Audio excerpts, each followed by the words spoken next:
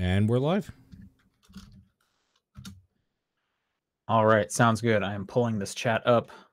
How's it going, Paul? Not too bad. I took a little bit of a nap before coming on here. I was pretty tired today. But, yeah, no, nothing too new. After this, I'm going to go see Star Wars. So, I'm cautiously optimistic that it will be at least a fun time.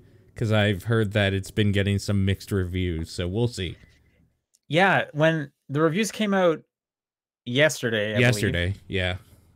like weirdly low. I was just kind of under the impression that like with all the money and effort being put into it, that it just had to get like at least an 80. Like, I feel similarly about like the Marvel movies at this point, where it's like, well, they threw so much money and effort into these things, and then they usually always turn out to be like pretty good. I feel like maybe there wasn't a whole lot to work from because the last Star Wars kind of killed off a lot of like obvious fan maybe wants or needs or whatever from what the series would be. So I think maybe it was just kind of like JJ came in and he was like looking for scraps of what he could do, so it wasn't fan servicey probably. Like Ryan Johnson or whatever really kind of did a lot of weird shit with the last one to make it so that like almost wrote him in a corner, wrote JJ in a corner. So we'll see. I don't know. I mean, I like The Last Jedi. Oh really? I fucking hate it. Oh, I like it. I think it's a great movie. I have a lot of fun times with that movie. So some real cool imagery. I need to see what's going on with this. I'm sure. Yeah. I'm so interested. Plan to see it. Yeah. Yeah, I mean, you'll be on a plane, but you'll probably sit up here. Well, I mean, I could have gone tonight as well, but yeah. I just know I'm going to be seeing it like with my parents, right, this weekend or next week, and I was like, oh, I don't need to see it like 3 times. I'm probably already going to have to see it twice. So I'll just wait for that. Sure. But I'm looking forward to it. I do think it is kind of funny that, you know, yeah, like you said, Ryan Johnson did the last one, and then I don't know if he got taken off or what the switch was. Like, I can't remember when that was decided. But like he just had Knives Out come out to like universal praise, and then the Star Wars one just getting like shit on. It's like, I know, it's weird. You should have stuck with Ryan Johnson. He seemed like he knew what he was doing. It's weird. I'm not sure what this is going to be at all. Like, I actually have no clue. It's kind of exciting in its own weird way, but like to hear that it's kind of not getting amazing reviews already is a little weird. Like really weird. We'll see. Kind of a bummer too, because like I thought the trailer for The Rise of Skywalker is like really good. Like the most recent trailer, with just the song and everything. Like I thought that was a fantastic trailer. That gets me like pumped to see that movie every time I see it. And I'm not even like a huge Star Wars guy. Like I'll usually see each movie like once and then I'm good. Sure. But like I thought that was a fantastic trailer. So it's a bummer that this one's kind of tanking. It's just so weird. And like I guess in a way I kind of don't care, because the thing I actually want from Star Wars I got yesterday, and that's The Mandalorian. I haven't watched the most recent episode, no spoilers. I won't, but it's unfortunate that there's only one episode left of that, because that's actually what I want right now, is more Mandalorian. But sure, especially after the way they ended the last one off. Shit. Holy shit. Yeah, you'll see. I mean, you'll see. But cool. I'm excited for more Mandalorian. I really like that show. Did you also finish Watchmen? No, I'm still working on that. And the problem is that starting tomorrow, I also have The Witcher on top of it now, too. Oh, that's right. Yes. I was actually going to like download an episode or 2 to watch on the plane. Yeah. Where are you in Watchmen? What episode are you on? 2.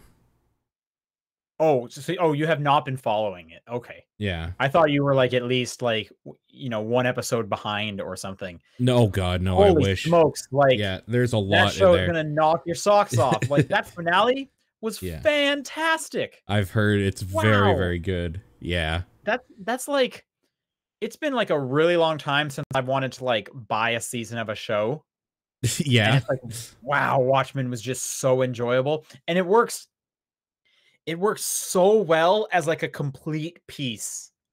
Because like with Dr. Manhattan and everything, they are constantly referencing things in the future that you'll just kind of forget about, and then it'll like come back into play. Like, wow, such a fun and smartly written show, enjoyable start to finish. Yeah, I mean, Can't I'm excited to get back to it for sure. Definitely in my like top 3 of television for this year. Yeah, I think so. I hope The Witcher's good too. Like, I hope that's good. We'll see. Yeah. I mean, I don't have a huge attachment to the games, so I kind of don't care. But I'll watch it just I to love see the like games. what it is. Sure. Yeah. Yeah. Yep. Right now, though, I'm going through Expanse season 4. That's pretty fun. That's a good science fiction show if you have Amazon Prime. Yeah, people say that's a good one. The Expanse. Yep. I like The Expanse a lot. Yeah, because like, what else was this year? Stranger Things. The new season was this year. I haven't seen that. I've only seen season 1. Okay. I mean, my top show of the year is Sex Education from like January. Oh, Sex Education's very good. And they've already said Sex Education season 2 comes out end of January. I can't wait. So stoked for that. Toucan Birdie was great. That's the other one. I think that Sex Education and Watchmen are like my top 3 of the year because Toucan Birdie is fantastic. I can't believe that's not coming back. That didn't get re-signed. I remember when they canceled that, and then like 2 days later, they're like, "Guess what? 3 more seasons of Big Mouth," and it was like, "Oh, what? God! What a one gut punch." Yeah. I mean, I watched Big Mouth. It's fine, but it's just like Toucan Birdie was so good. Oh, and see, I hate Big Mouth. Annoying. Yeah. For every amount that I find it funny, it's equally kind of just annoying.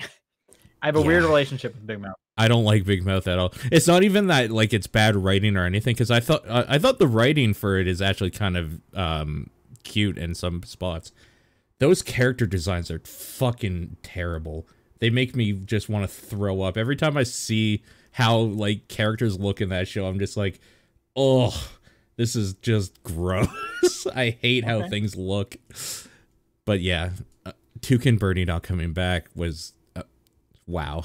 I still can't believe that shit. Yeah, no, I agree with you. Was the final season of Kimmy Schmidt, was that this year? Because that was I think really that good. was last year. Was that last year? Okay, I think so.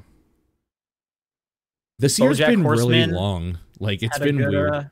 Yeah, I heard that it had a good first half of the final season. Trying to think what else was up there for me. Oh, Chernobyl was very good, and that was. Oh, I didn't watch that, but a lot of people like Chernobyl. Sure, yeah. I don't remember. There was other stuff for sure, but 2019 was kind of a weird year for stuff. Did you ever watch The Good Place? Apparently, season 4 is still very good. I haven't seen it yet. No, I'm probably like I can't be much more than a couple episodes behind because around Thanksgiving they took a break. Yeah. So I can't remember if they've started that up again, but yeah, final season of Good Place is awesome. I can't believe The Good Place every season has kind of outdone itself so far. Like, because that first season's very strong, and then it just goes crazier. That's a great show. That is a good show. I'm sad that it's ending soon, but I'm also happy that it did not overstay its welcome.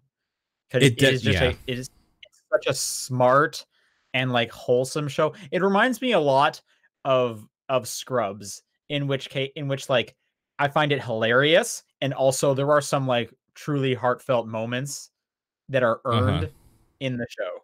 Sure. And if I'm comparing something to Scrubs, my favorite show of all time, that's definitely saying something. For sure. Yeah. Yeah. Anyway, John's not here, in case you were wondering why he's not talking. He is sick. Yeah. Everyone wish him well. But why don't we do a podcast about video games now that we've finished the TV portion of the show? Okay. This is the top-down perspective for December 19th. Only a couple more left of these for the year. Yep. I'm Sean Booker. I'm Paul Fleck.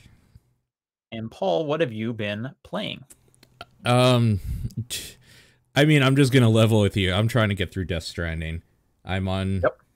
I'm on Yep. chapter I'll do you one better. 5, I think. I go home for the next 10 days, and I'm not bringing my PlayStation, so I'm trying to play a lot of it right now, because I'm sure I'm going to forget how every system in that game works when I come back down. Yep. Yep. I'm on chapter 5 now, so I got out of chapter 3. Chapter 3 took me easily like 20 to 30 hours by itself. So you're further than I am now. I'm in chapter 4. Oh, we can say you're in chapter 5 because chapter 4 is literally one thing that you do. So yeah. I don't remember seeing a title card for chapter 5. There's like a weird thing that happens. Did you do that weird thing, or did you just start chapter 4? I did the weird thing in chapter 4, like the battle. And then you got the quest to go see Mama, right? To go talk to her? Yeah, and I've talked to Mama. I have the zip line. You're in chapter 5. Oh, did I just miss the title card, I guess? Or maybe literally, when you go talk to Mama, it says chapter 5 on it or whatever. Oh, okay. I totally missed that. So I'm in chapter 5. I'm about to do... There's like a really long journey I have to do soon where I have to go to like 3 different points. Yeah. That's where I stopped playing for now. Oh, so we're in like the exact same spot. We're in the exact same spot. Yeah. Right on. So I'm about 30-ish hours in to the game now. Man, there is a lot of that fucking chapter 3 specifically. That is a big map. Whoa. Yep. But, I mean, for me at least, there's a lot of road. People are just making a bunch of roads. Oh, I made all the roads. Top of the enemy settlements, which was super helpful. Yeah, I made most of the roads, and it was so fun. I spent so much time just, like, gathering materials and walking and building roads and just, like, stealing mule trucks, and it's been a blast. Absolutely fun time. I love it. Right on. Yeah.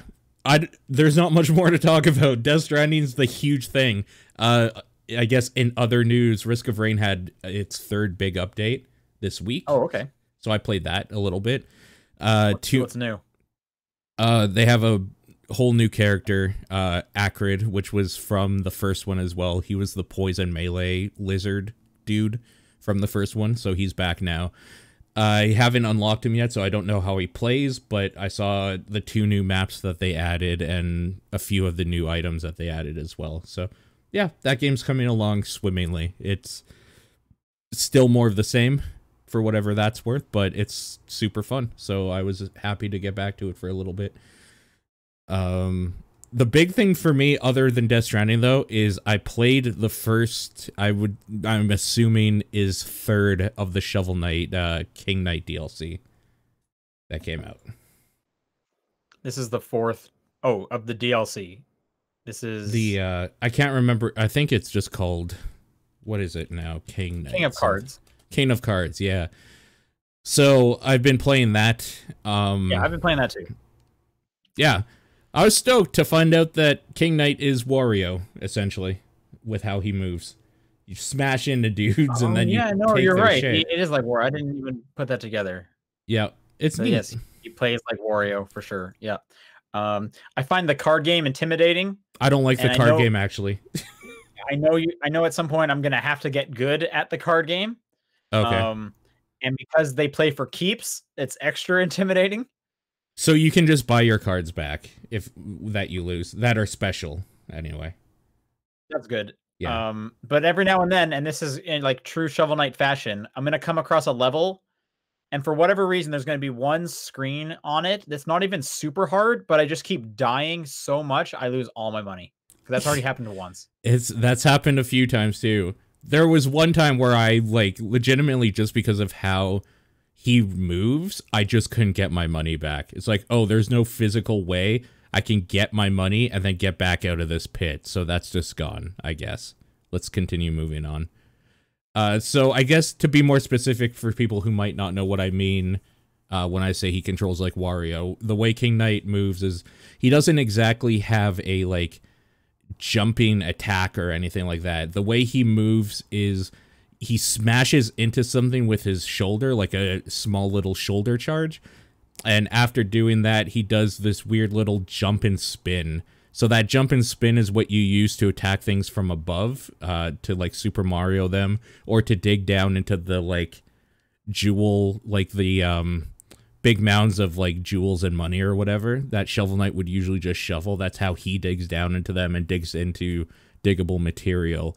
And then the shoulder charge, of course, just does damage as well. And yeah, the way you move around the level is by basically smashing into something and then using the jump that he does afterwards to like get a little bit higher to like platform and stuff like that. And it's very, very weird and awkward at first. It's probably, especially if you haven't played like a Wario Land game or anything like that and not used to just smashing into shit, but you get it over it pretty quickly. I think and as the game goes on, you get power-ups and upgrades that kind of make it so you have some other stuff you can do.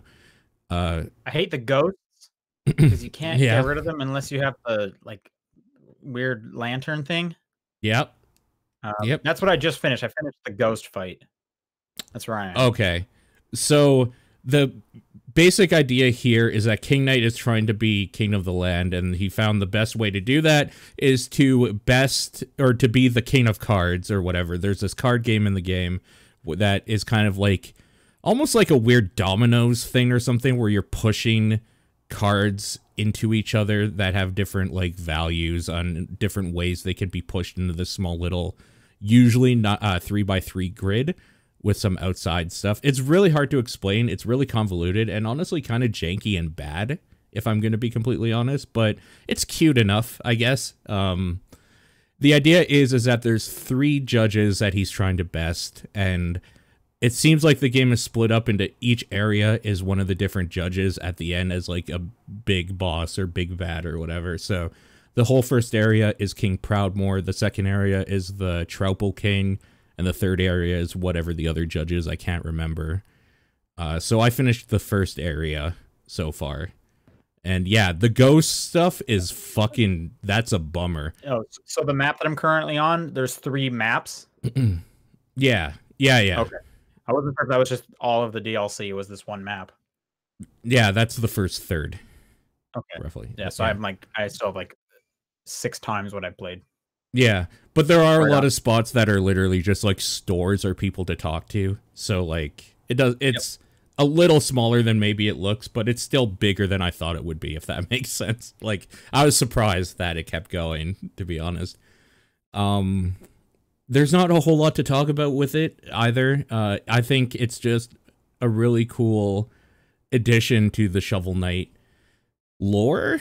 We'll call it lore or whatever. Like it kind of like, I don't like how Plague Knight played. I really like how Spectre Knight moves around the levels and stuff. Like I thought Spectre Knight was really fun. This is a cool, like neat little different thing. Each one has played significantly different from another, and it's kind of cool to see that they did this again. I played Spectre. I never played Plague Knight. I mean, I have it because I have the treasure trove. Right. Yeah, King Knight takes a bit to get used to. Yeah. Because it's not exactly a double jump. You need to hit something in order to get that other one. So it definitely there's a learning curve that I felt like Spectre Knight was easier to get a hold of. For sure. I first played that. Oh yeah. Spectre Knight just feels better to play too. There's something about the way Spectre Knight moves that's just fun, fulfilling.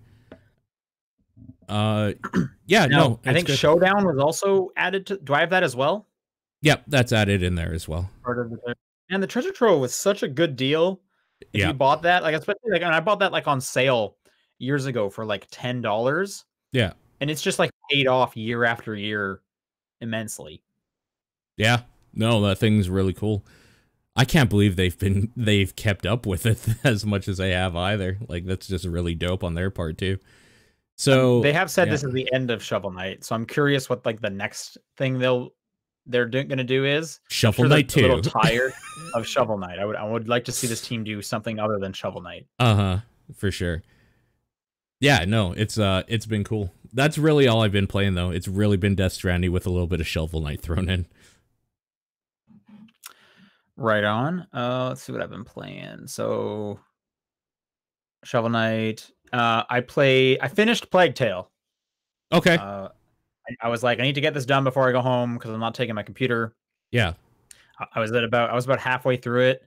Okay. That game's cool. It definitely gets weird at the end. They Yeah, start putting in a bit more combat than I would have liked at the end. Yeah, they put it in quite a bit. Which is like my least favorite part of that game. Yeah. I'm glad they didn't put any like super specific, like you are in a fight. Because Right. in one of early on, there's a chapter where you actually have to like fight someone and you have to like break their armor off, and it's the worst part of that game. Luckily, Sure. you never have to do that again. So it's weird they even like teach you that part. Yeah. Most of the time you can just kind of puzzle your way through it, which is definitely the emphasis of that game. I wish there had been even more puzzles, or because there was still a lot of times where it's like, oh, they're just going to see your companion or someone and you're going to have to run. Like, I wish there was more things that could kind of chain react together using the environment. Usually most of the solutions ended up being like, oh, I need to break one light, and then there's an insta kill thing I can establish. I would have liked, like, Right. okay, if I break these barrels after I send him over there and cause this thing to happen, like I would have liked some kind of chain reaction stuff, more puzzly. I think that would have been pretty cool. Yeah. But I mean, I still liked the ending. The powers you get are pretty interesting and whatnot. Yeah. That ending went for it, dude. It went for it. No, for sure. I also do like that you just like beat the final boss by just whipping rocks at his head. Yeah, it's pretty that's good. Pretty funny as well. Yep. So yeah, that's just like a weird, interesting game, and I'm glad I played through that. For sure. I'm glad my PC was able to play it properly, and I'm still amazed because I like loaded it up, and I was like, okay, everything's set to ultra. There's no way my PC's handling ultra, so I brought it down to like high. I think I Okay. did medium first, and then I bumped it up to high. But I have the NVIDIA like GeForce experience thing that like optimizes your games. Uh-huh. I was like, well, let's run the optimization. And it set everything back to ultra. And I'm like, hey man, you know better than me. And it was running on ultra, and that still just like shocks me every time. Yeah. I'm so used to just finding any way to make the game look shittier so it runs better. So it runs, yeah. But being able to put everything on ultra, that's like wow. Yeah. Wow. I played through a game called A Short Hike. This is also this is a pretty short game. Sure. It's on Steam. It's on itch.io. It's like an hour, maybe 2 hours max. It's like $8. Okay. And it's pretty cool because first off, it looks really nice. Everything is technically pixel art, but it's like a polygonal kind of pixel art. Like things will rotate. Okay. But they're doing some weird effect where it's like things they are everything looks pretty flat. It's kind of hard to explain. But it has a really cool look to it. And how would I describe it? I would say it's like Animal Crossing without any of like the simulation part. So more like the characters and the tone of Animal Crossing. Okay. Mixed with just like kind of like in a narrative. So you play this little bird girl who wants to get to the top of this mountain because cell reception on this island sucks. Sure. And you just kind of walk, and you have to go on a short hike up the mountain. And on your way, you'll just keep finding new characters that are like fun and interesting. That'll be like, hey, if you find like my watch, bring it back to me. So actually, now that I think about it, it reminded me of a Minute a bit. Okay. In the tendency of like every character just kind of needs something, and it's a lot of like trading stuff around. Not in the like you have a minute to do stuff, not that part. Right. But like everyone is looking for something and they want to trade with someone else. And there's like these little micro stories every time you encounter a new character. It's just like super charming and cute, and your character can glide, and the gliding feels awesome. Okay. That is just super enjoyable. Cool. And along the way, you keep getting these golden feathers, which will increase your stamina so you can run longer after you get the running shoes. But you can also climb longer, and each golden feather gives you another like double jump. And I'm totally for a game that just keeps giving you more and more jumps. So the traversal is just really fun.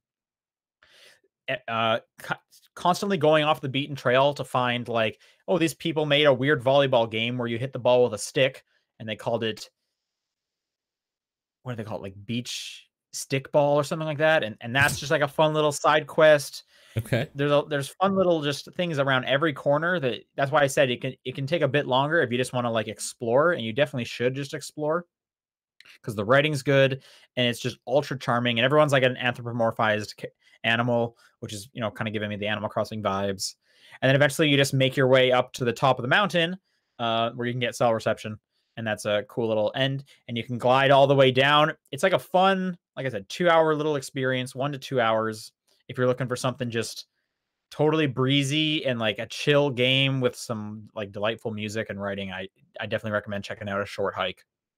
Cool. Sounds neat. Yeah. And then the last game I've been playing this week is Remnant from Ashes. Yeah. Okay. What do you think? I'm enjoying it. I think it's an ugly game. It is pretty ugly. Yeah.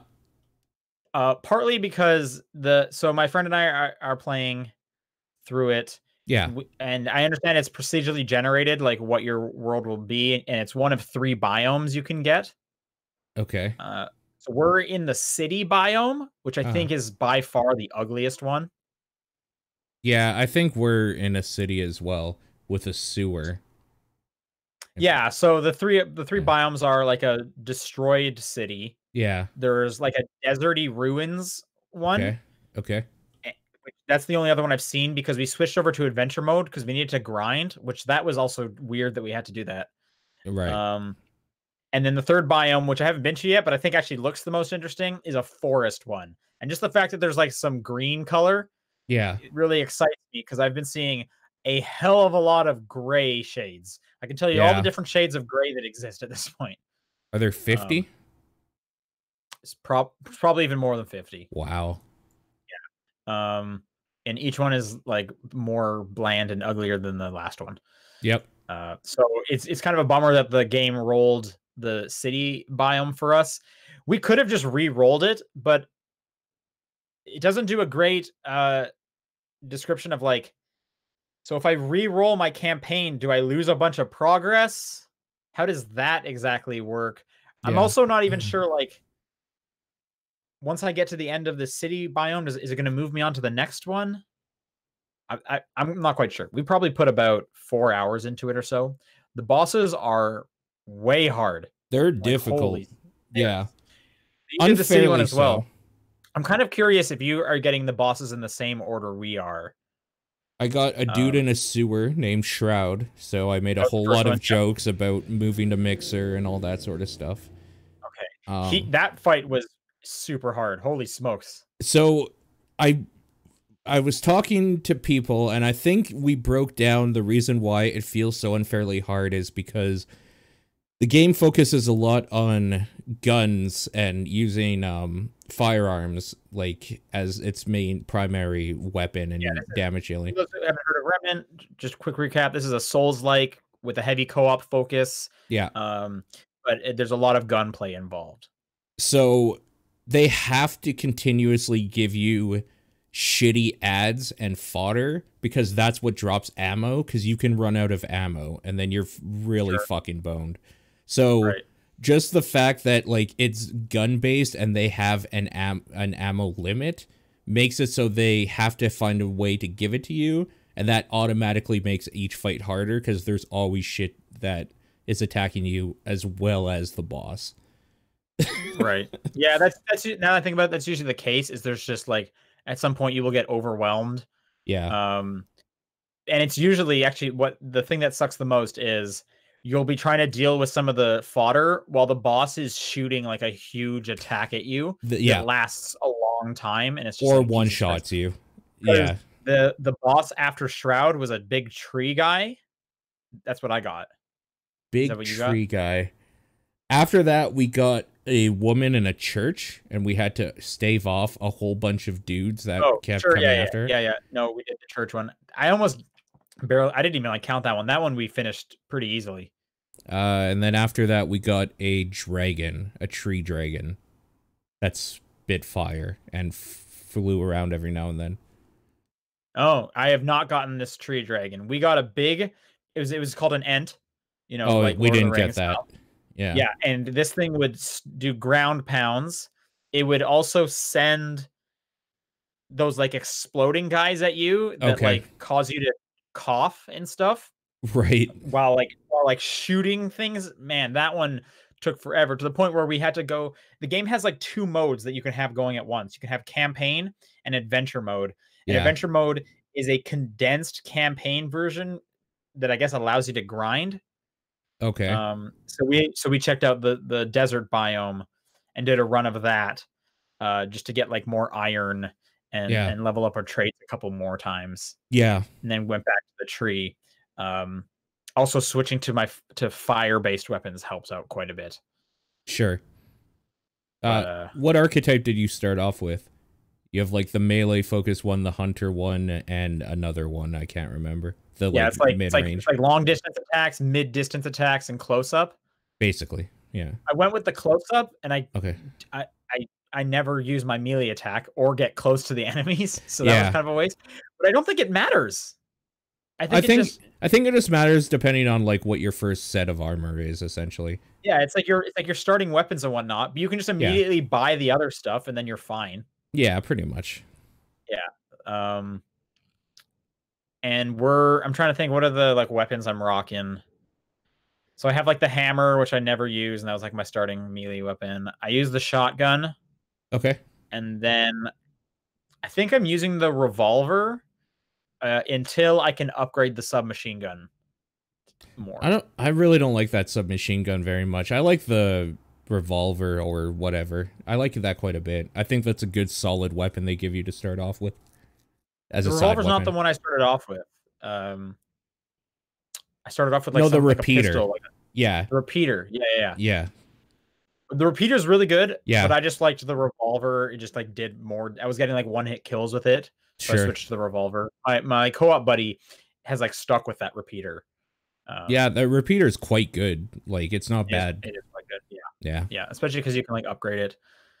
That submachine gun feels like it has a point where it will be really dope, but like it feels like it's going to take a while to get it there. Yeah, and especially because like you can't just keep upgrading your weapons, which means I have a lot of money that I'm not doing anything with because I need iron, and the girl who sells me iron doesn't get iron fast enough. Yeah. And then you run into needing like forged iron, which is going to be even harder. I haven't found a single one of the upgrade things for my dragon heart. Apparently, those are just like randomly in the world. Yeah. We have not come across those yet. I think we've come across 2 so far.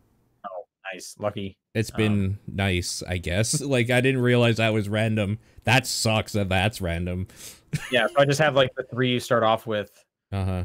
Because you just have to find them in the environment. They're not like given to you at a certain point or when you beat a boss or anything like that. Right.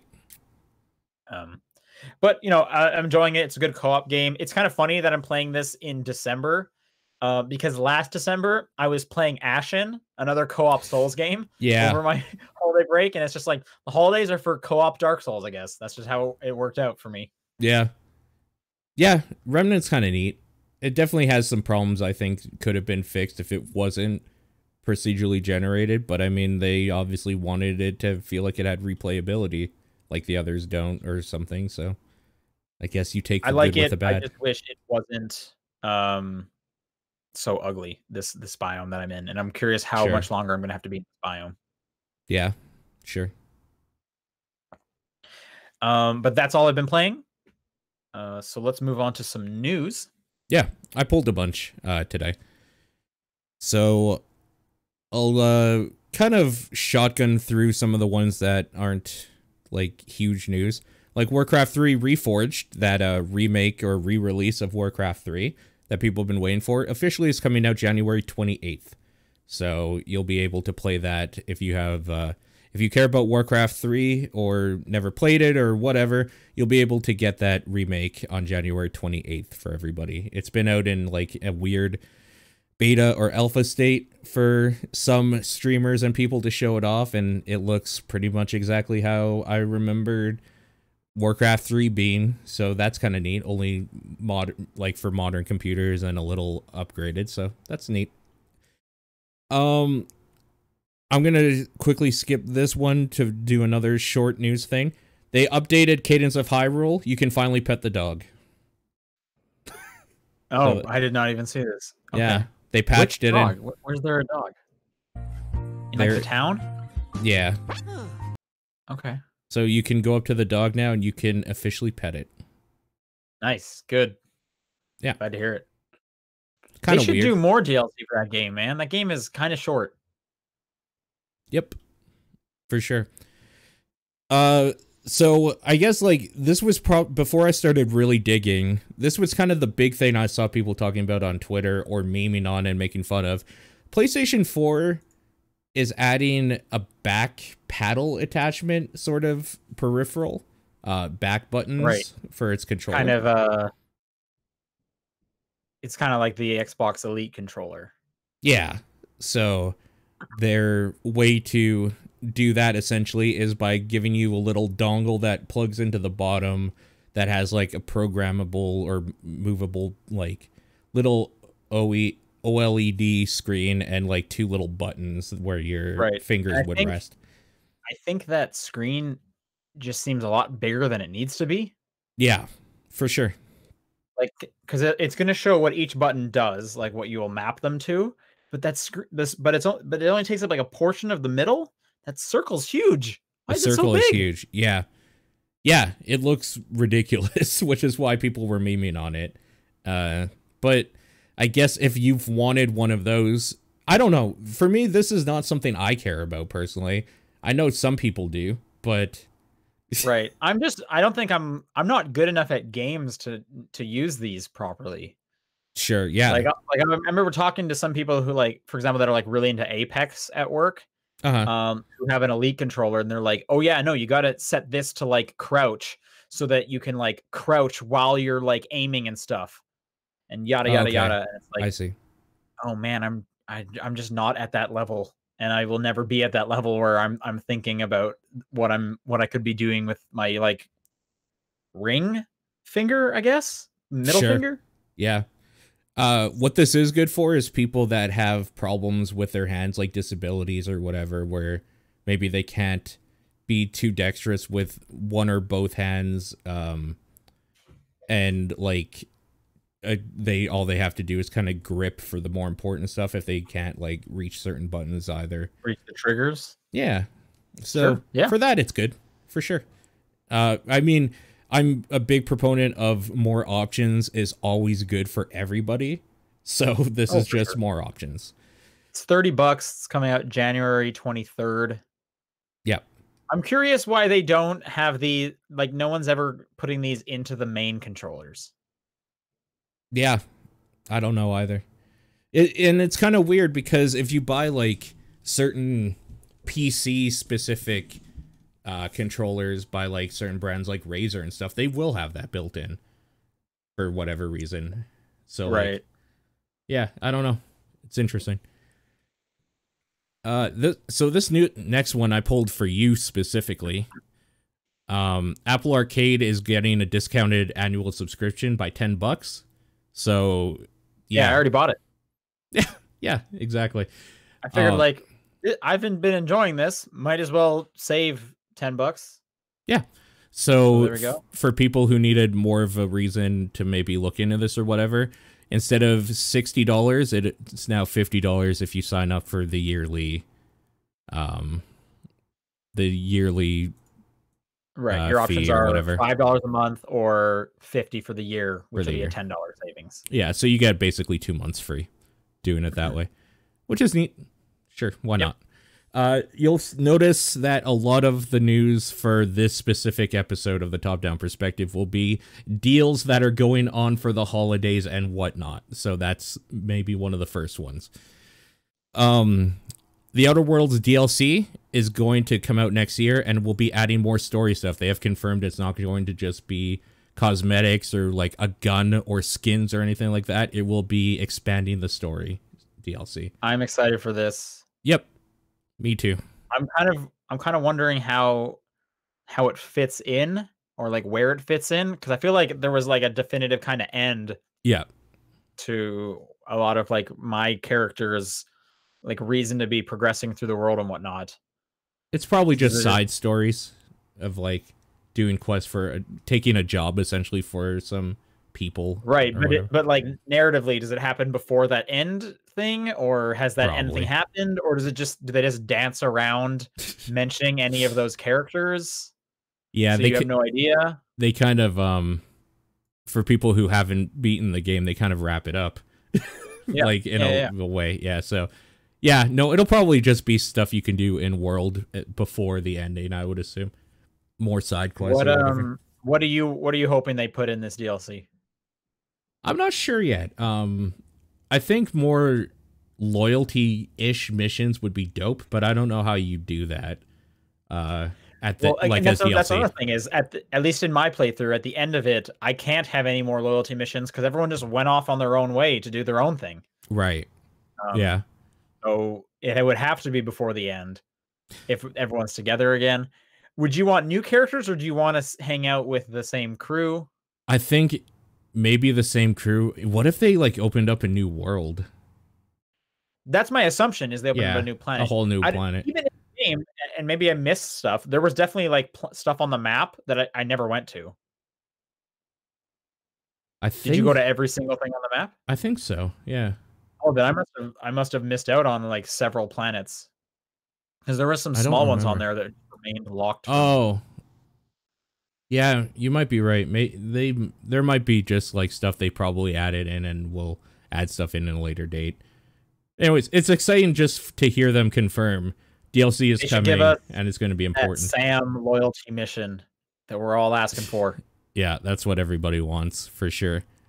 And apparently the Outer Worlds will be launching on Switch sometime before March 31st. So people, well, this article specifically is speculating like maybe around then we'll have more information or it'll be out around that time. Who knows? I'm just excited it's coming out. So I went ahead and grabbed that. Last week we talked about Wolf Among Us 2. Bunch of info has been released about it. So first things first, Ad Hoc is doing it under Telltale, like as owned by LCG Entertainment. So they are keeping the brand Telltale. Ad Hoc is developing the game, Ad Hoc Studio, which is made up of former Telltale Games employees. This is a new studio. This is Ad Hoc's first game. Like I don't know what Ad Hoc Studio is. It's the former Telltale Games employees. So right, so brand new studio. Yeah, and it's based in LA. I had heard that they're not in the Bay Area anymore. Right. Which is just like weird. I had also, and I'm assuming this article mentions it, they're putting some priority on rehiring ex Telltale developers. Yeah, makes sense. When it comes to filling out the studio, which is odd because like think about what that ask is like. Hey, do you want to come work for Ad Hoc? The last time you worked with these people, you got you got completely screwed over, and now we're asking you to move to LA. Yeah. Like, what? Like LA and San Francisco are not near each other. Yeah. That is a significant, that is, you have to move. That is not I can make that commute. That is a 6-hour drive at the minimum. It's unfortunate, but I think like some of these people, they're just kind of, that's their job. They're going to have to, you know? Like, well, yeah, let's go. I'm assuming a lot of these people found other job. It's been like I hope so. 2 years? When was that Telltale thing? A year ago? When did that? I don't even remember when that happened. I feel like it was demise 2017. In 2018. Oh, it was 2018. Okay. So this the article came out when in 2018 was this? There's no date on your article. Really? Okay. Well, there's no date here? October of last year. September, October. Looks like that was the timeline. Gotcha. There's a little bit more news too. So apparently they are not using anything that was made before. It's all scrapped. That old Telltale engine, they don't want to use it. So they are actually going to be using using just a Unity thing for this new one. Sounds good. And it's going to be exclusive to Epic Game Store. Sure. for a bit anyways. So get that revenue split. Well, that's the thing. It's like, how are they affording to do this? Oh, that's how. Epic is literally paying them probably to like keep the lights on. Well, Great. besides LCD. Thanks, Epic. I would love a sequel. Thank you, Epic. Yeah. It's just one of those things that when you bring Epic up, people start getting their knives out. It's like, but this is kind of like the Bayonetta thing of Bayonetta 2 doesn't exist without Nintendo. This probably doesn't exist without Epic. So if you really hate Epic, you shouldn't buy this, probably. Like, right. Yep. Yeah. No, I think Wolf Among Us is a smart play. Yeah. It wasn't, I understand it wasn't their like financially super successful one. Obviously it wasn't, otherwise they would have done a sequel immediately. But I think it's like a fan favorite. Like people have been asking for the Wolf Among Us 2 for a while. Yeah. So this is a good like feel good one to get people excited. Yeah. Because they could have come out and been like, okay, what was our most successful? Probably, I'm going to just assume it's Minecraft. Right? It's got to have been the Minecraft one. Or Walking Dead, I guess. Yeah, Walking Dead for sure. Well, until they milked it, the diminishing returns kicked in. Right. So, yeah. They did like 5 seasons of The Walking Dead, I think. Does that include the Michonne one? Yeah. Yeah, I think you're right. 5. So like they could have come out and been like more Walking Dead, or they could have come out and been like season 3 of Minecraft, and I think everyone would have been like, Snore. No, I'm good. Yeah. No, thank you. I'm okay. No, it was a good choice. It was like a really good choice for sure. Yeah. I mean, especially for you and me, specifically. Yeah, this is like the first Telltale property I've been excited about in a while. Yeah. Yep. Not since like the Borderlands one, which was great. So, in other news, Mark Hamill is finally going to play Fortnite with Ninja. How excited are you that Mark Hamill will get to play with his favorite streamer, some Fortnite? What? All right. Why is this happening? Why is he doing this? Because of that new Fortnite crossover with Star Wars. This happened today. Apparently, yeah. So that's why I pulled it. Okay. So, Ninja has become... Already happened? Is that why there's not many people in our chat room right now as they're watching Ninja? Must be.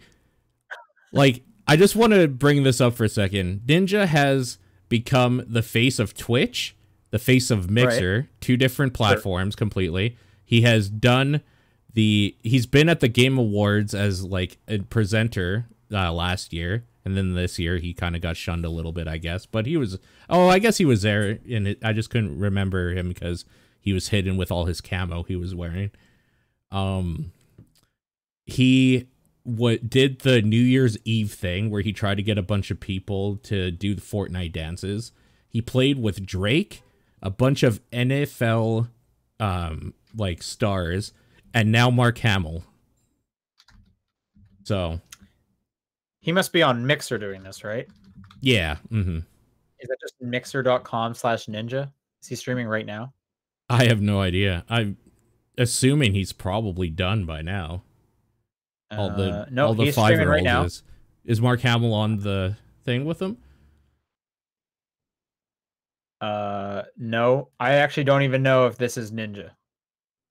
No, Ninja has colored hair and this guy has a beard. Maybe I think he's what is it when you're like showing someone else? Like, yeah, I don't know what it's called on Mixer, but it's hosting on Twitch. I think he's hosting. He is hosting somebody here. Beard 3D1. Beard 3D1 is being hosted by Ninja. Yeah. We're going to look at the past streams here because there must be something to do with this, right? So 4 hours ago, apparently, he was streaming. Honestly, I want to know how good Mark Hamill is at Fortnite. That's more the story, I think. Yeah, where is this Mark Hamill stream? I'm looking for it right now. He's playing with this Dr. Lupo guy. I'm guessing Mark Hamill is not Reverse 2K. I'm guessing that's not his screen name. It's probably going to be like official Mark Hamill or something like that. Okay, it either hasn't. I think it hasn't happened yet. It would have been in one of these things, right? That's what I would have thought, yeah. Maybe I'll check his Twitter. because that seemed. Go watch out for those ninja clones. I think we Exactly. spent more time than this article deserves on this. I'm just interested to know.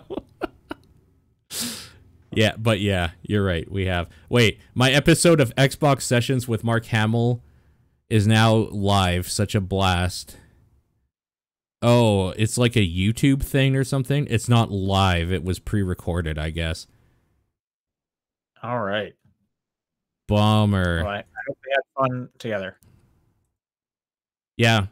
For people, when people say stuff about how... So yeah, this is part of Xbox. This is on the Xbox official YouTube page.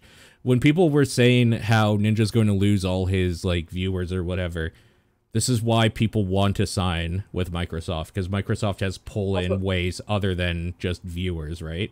Sure. Also, like, even if he loses all of his viewers, he probably got a giant check that he can retire off of. Oh, for sure. But what I mean specifically is like he now is a partner with Microsoft, which means he used to be a Halo guy. Like that's how he kind of made his way up in gaming. He's going to obviously get he's going to be the face of Halo. Sure. He gets opportunity, like Microsoft actually take up the helmet and it's ninja. Oh my God. That would make me so mad. Like irrationally, I understand, but it would make me mad, to be honest with you. Hey, you might not like it, but that's what peak performance looks like. All right, moving on. I'm just getting angry. I thought this was interesting. Little Big Planet Restitched is coming out. So what this is a fan-made project where they are building Little Big Planet for PC using the... I want to say... What does it say here? So this is in development by a group called Trixel Creative, and they're using a lot of the ways that Media Molecule looked at building the original Little Big Planet as like kind of their ethos on how to make it and whatnot. And so far there's like a pre-alpha trailer to show. Yeah, I'm watching that right now. Yeah, this is straight up just that is Sackboy. Like they're not even. I guess they're putting the Little Big Planet name on it. So. They're putting the Little Big Planet name on it, so they actually have permission from Sumo Digital, and Sumo Digital apparently have the rights to Little Big Planet. They did say in this article here that legally Sony could put a kibosh on it, and in that case they just like changed Sackboy and changed the name of it. But for right now, it has the blessing of the people who own the IP, which is kind of neat. I think that's kind of cute. And yeah, it just looks like PC version of Little Big Planet. So yeah. I hope it goes through, and I'm excited to see what happens with this. If they keep it as Little Big Planet, like I'm really excited to see what they do with it. The big thing is that this has to be a non-for-profit thing, is what Sumo Digital is saying. Obviously, because they can't be illegally making money off of a property that isn't theirs. So nobody's going to get like paid for it. But I think this is neat and gives people an opportunity to do some cool things on PC, I think. Yeah, people made cool stuff on the PlayStation version, so it can only get better with the PC one. Yeah, for sure. I thought this was neat too. So Tripwire, Killing Floor 2 devs, are collaborating with Saber Interactive, the creators of the World War Z video game, for content next year. For like that's part of their roadmap for Killing Floor 2. So if you're a fan of Killing Floor 2, there's going to be some cool things coming, and that... Zombies? Yeah, probably. Zombies, right? Yeah, exactly. That article there is actually just like the roadmap of how they did this year and things that they released and plans for next year. So it's a giant article of everything that's going on. But like that's the part that kind of stood out, is that they're working with the World War Z dudes to do some cool stuff next year. So I'm looking forward to seeing what they do. And also Killing Floor 2 has their Yuletide whatever thing going on. I can't remember what it's called. Yuletide Screams or something. You know how there's always like a horror word thrown in. Those events are fun. And have you been playing many like holiday events? I mean, I've been playing this one. I guess I could have talked about it, but Killing Floor 2 has the holiday event, and they added a new boss, which is neat. So, I was playing the Apex one. It's pretty fun. It's kind of like a King of the Hill mode. Okay. Overcooked 2, you mentioned it last week. That came out like 2 days ago. Yeah. So I'm gonna play that soon. What the Golf has a really good holiday event that I'm going through where they have it set up as an advent calendar, so you get 2 new levels each day leading up to Christmas. That's cute. And that's just kind of a fun way to roll it out. Cool. Yeah, that's neat for sure. This is a PSA. Redbox. So I don't know if we talked about it on the show. I think we did, but people were noticing that Redbox was no longer doing any video games. Oh, maybe we didn't talk about it on the show, on the Discord. On the Discord, it was posted as a news thing, but people noticed that Redbox was solely like not having less and less video games. Yeah. So what they're getting out of games completely. So it seems like if you have a Redbox nearby, you could probably go there, and if they have any games left, you can buy it out at like an extraordinarily cheap price. So I don't think you get the case though. You don't. You only get the game. Which that's the deal breaker for me. I just really. I don't know why. Like I'm more, I'll go digital when I can. Okay. If I'm getting a physical one, I want some kind of case for it. I don't want just a loose disc. Okay. I mean, fair enough. If you are somebody who maybe isn't rich or an oil baron like Sean apparently is, you can get stuff like Death Stranding for $25 or Mario Maker for $20. Like, these are some stupid good prices. Deals. Yeah. For sure. Good deals. The problem is, of course, is that you have to get the case. That, and you have to get it. Like, this isn't a like, this will be going on until whenever. This goes on until they no longer exist at Redbox. So you need to like go and get it before somebody else does. So yeah, the big ones, I guess, it lists in this article here. Call of Duty Modern Warfare, the new one, $30 on PS4 and Xbox One. Death Stranding for $25. Marvel Spider-Man for $10 for PS4. That's not much of a deal. I feel like I see it at 10 like all the time when it's on sale. Yeah, Mario Maker for 20 is a steal for sure. That's a good deal. Yeah, Death Stranding at 25 is also a real good deal. Yep. So that's just a PSA that if you have the ability to and looking for some cheap games, maybe take a look, see if you get anything good there. And then after that, there's a whole bunch of just holiday stuff that I'll go through. Right, I put a news story in here real quick. Yeah. Borderlands 3 came to Stadia. Yeah. For whatever reason, it's a 2-month-old version of Borderlands 3. Yeah. Which is insane. What?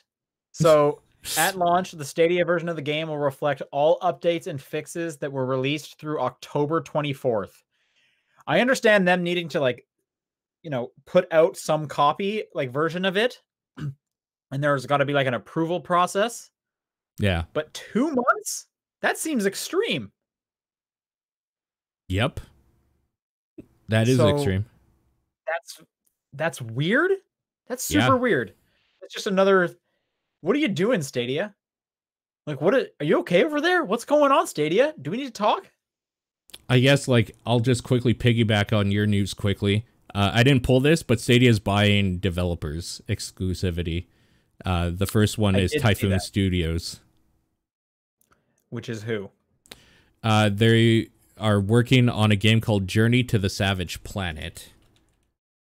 Oh, okay. I have heard of that game. Yeah. I'm just trying to remember. That's good. They could use some games. Yep. I would like to play. I'd like to use my Stadia account for anything. Sure. Yeah. So for people that get mad at like Epic doing that, Stadia apparently is also doing the same thing because that's business. Honestly, that's how that goes. I mean, companies buy developers all the time. Microsoft did a ton of it. Yep. Last year, Sony bought Insomniac this year. Like, oh yeah, for sure. They need a reason for people to buy their platform. You can't. This is silly. Yep, for sure. Okay, let's do a whole bunch of games going on sale and stuff going on. There's an Epic game sale going on right now. First of all, they'll give you a $10 coupon. They give it to you right away to begin with. Awesome. Thank you, Epic. If you spend more, if you buy a game that's eligible under their sale currently, that is $15 or more. You can use the coupon, so it'll make it $10 cheaper automatically. And they will give you another $10 coupon for another purchase of $15 or more. And you can continuously chain this forever. Right? Yeah. Yeah. Yeah, just you're losing money not doing it. Kind of. Did you use your coupon already? I'm really close. There's a few games I'm considering right now. I'm going to be gone for the weekend. So like I'm not in the mode right now of like buying something I'm not going to play currently. But I'm going to go ahead and give you guys like some idea of some of the stuff on there. Control right now, maybe it might be on one of our top 10 games of the year. Who knows? We've been talking pretty highly about it. That game with the $10 off is $30 if on Epic, because it's 40 currently on discount, and then plus the other 10. I've been thinking of maybe trying Borderlands 3 out, because it's $38.99 currently. It'll be $28.99. I think I'm Canadian prices, right? I think these are American prices currently. Oh, it shows you American prices? I think it might still, yeah. I don't think they added Canada into the system yet for that stuff. I might try it for $30. It's a good game. Like I would just try and make sure you have people to play it with. It's a fun Borderlands is like the best when you're doing co-op. I suppose that's probably the hard part for sure. That Super Mash that we were talking about, that seemed kind of like this neat game where you pick two different genres and it creates some game. Nintendo Indie Showcase. Yeah, from the Indie Showcase. That's currently that Epic exclusive? I mean, until it comes out on Switch or whatever. But like, it's out currently on Epic. It's generally $25 on sale right now. It's $20. That's a $10 game right now with that coupon, and they'll give you another coupon. Whoa. Yeah. For me, however, I mean, I'm a big proponent of this game. I've been talking about it. World War Z is $15 right now. That is a $5 game. Also free on Game Pass. I mean, for you, it's not on Game Pass for PC. I don't care. Well, I do, because PC's better than whatever you're talking about, so. I mean, yeah. Because it has Fortnite. Actually, everything has Fortnite. That's not even an argument. Yeah. That Ancestors game where you play like apes or something, that right now is on sale half price for $20, so you could get that for $10 and get another coupon. And everyone hates that game. Yeah, apparently it's terrible, but you could get it for $10. That might be a $10 game. I had the chance to get it for free earlier this week, and I was like, no, I'm never gonna boot this up. Yeah, no, for sure. Like, I don't know. This is the type of thing that you should go in and check to see if there's anything that you've been interested in. I'll vouch for Division 2. That's $15 right now, so that'll be a $5 buy on sale. That's a good buy right there. Oh, you know what? I actually might get Breakpoint because it's $24 right now, and with the 10, holy shit, this is actually cheaper than if you got Tom Clancy's Wildlands, because they know Breakpoint sucked comparatively. You could alternatively, because Stadia just gave every user another buddy pass. I could give you a buddy pass, and you could buy it for $30 on Stadia. Squad up with only Stadia users for this co-op game. Man, they need to fix Stadia, like what that thing is. I'm gonna give you one more, because this one I legitimately almost bought, and then I was like, I gotta at least wait until I come back to make sure I still want it. After Party is $16 right now. That's a $6 game with that coupon. Sure. It's also on Game Pass. It's not on PC Game Pass. I'm just saying, if you got an Xbox, yeah, Xbox Game Pass is better than PC Game Pass. Right. After Party's cool. What about like older, like exclusive stuff? Like Hades is good. Hades is $20. That's a $10 game now. That's great. That's a great deal. Yep. What the Gulf? Oh, you won't get the deal with What the Gulf. because that's $13 on sale right now. It doesn't meet the $15 threshold. What the golf is good. So here's the thing: is that you could buy it for $3 with the $10 coupon, but they're not going to give you another $10 coupon. Yeah, no, that's just losing money. So that right there is your bookend when you're done buying. Yeah. Once you're done, you're like, what's a way to finish? What's the cherry on top? It's what the golf for $3. Boom, dropping the mic. That's the play. That's the play. Smokes, that's the play. I can't even do that. I have it on Apple Arcade, but I need to pay $5 a month to keep playing that. I can't even get it for $3. I mean, you have a coupon as well. You could do it, but I understand what you mean. To you, Paul, I'm looking at you right now. Yeah. You should do that. See, you should definitely do that. The thing I'm wondering here is, what if I use that coupon on Rebel Galaxy, which is $2 right now on sale?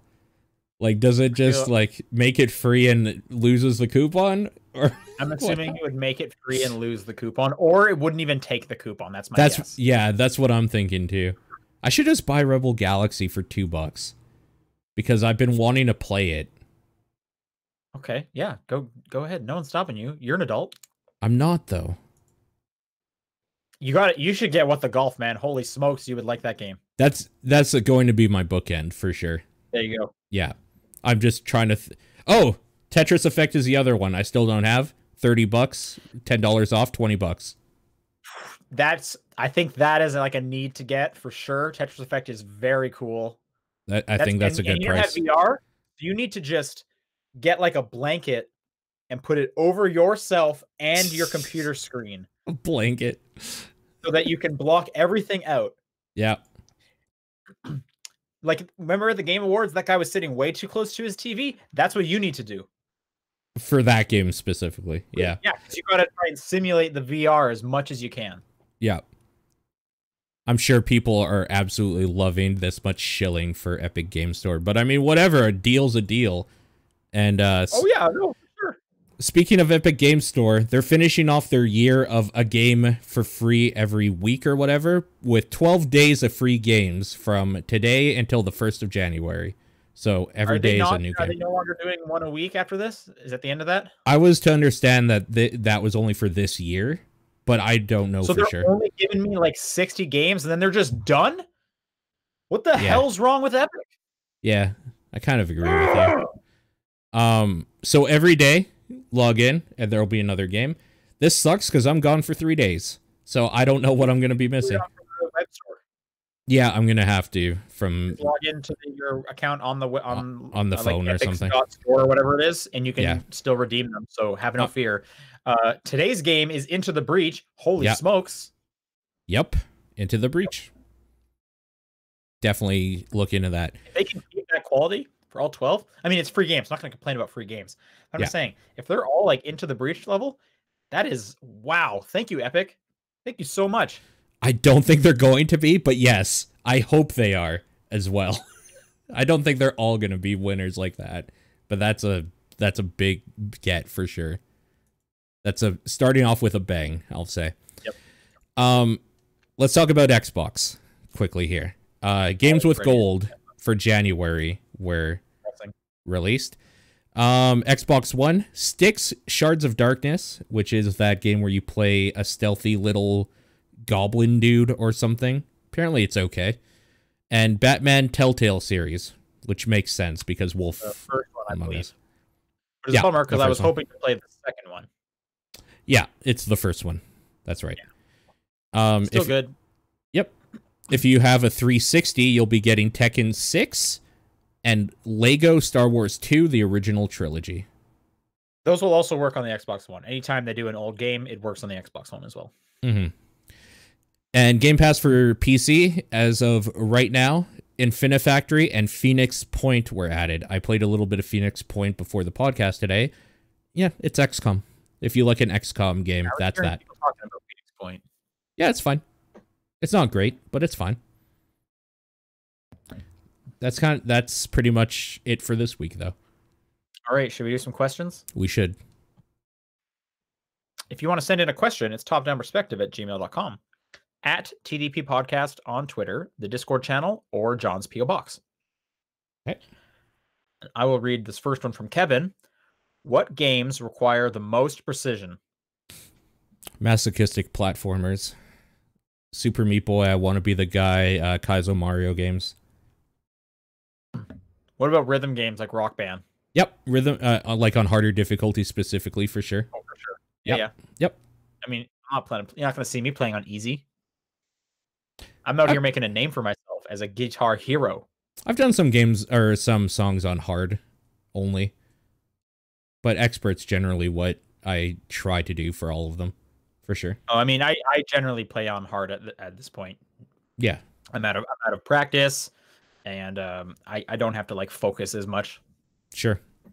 I mean so those are like, those are answers. The obvious ones are like being top rank in like CS:GO and shit like that, where you have to get headshots basically, and like twitch shooting, where you literally twitch your wrist and then shoot and get a headshot and stuff.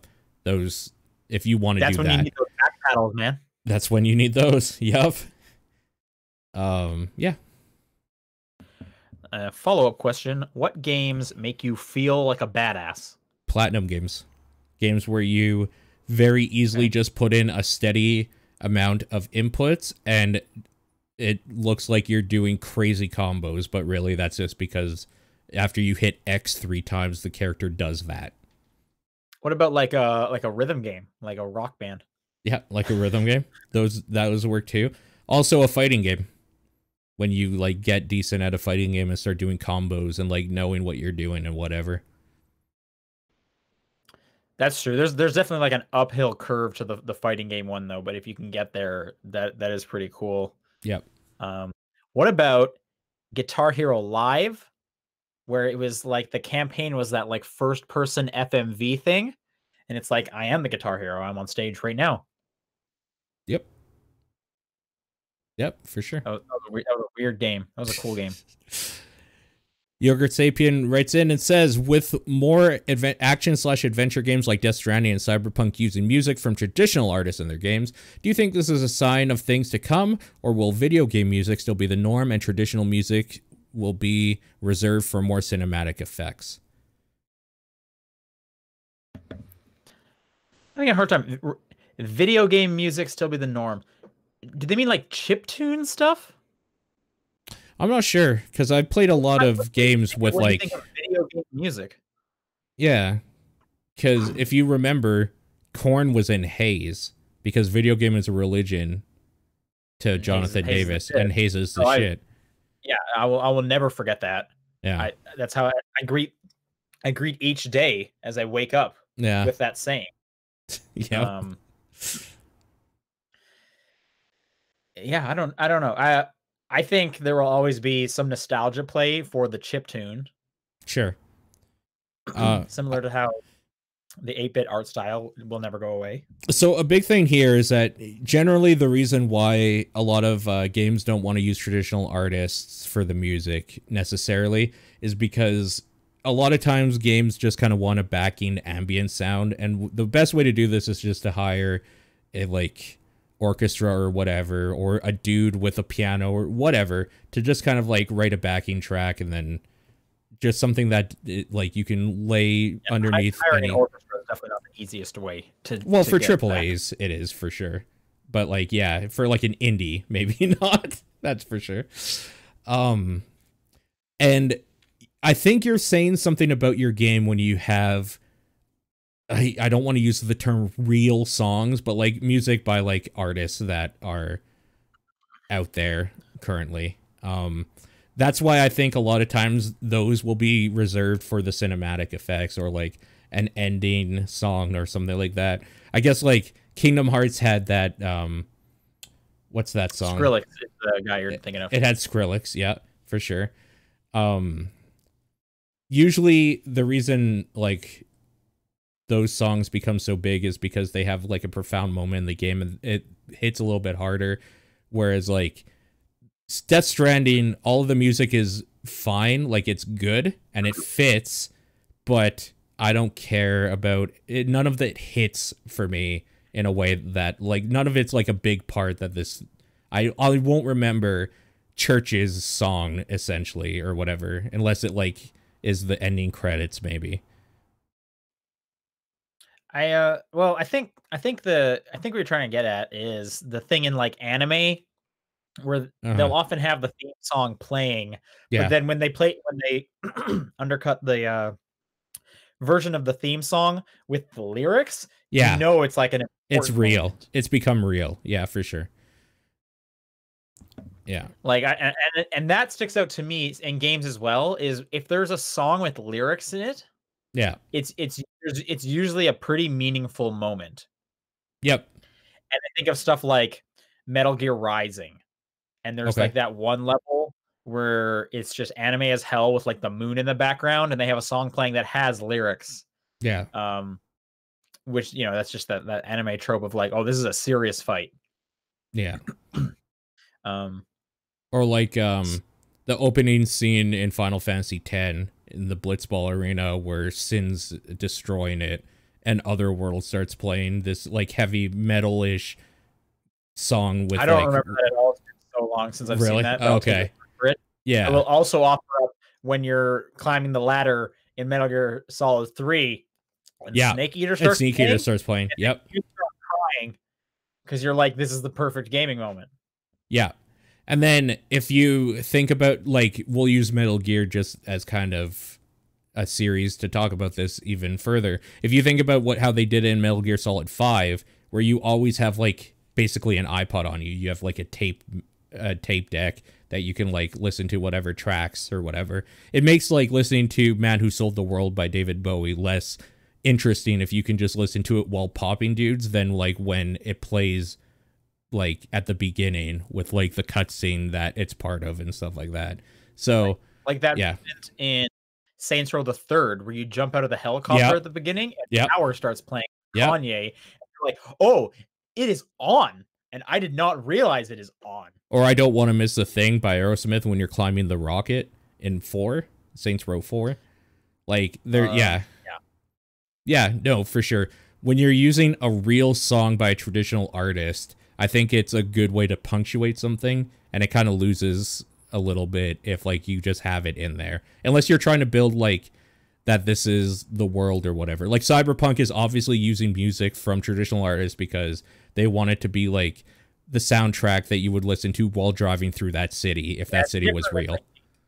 Just having the radio on.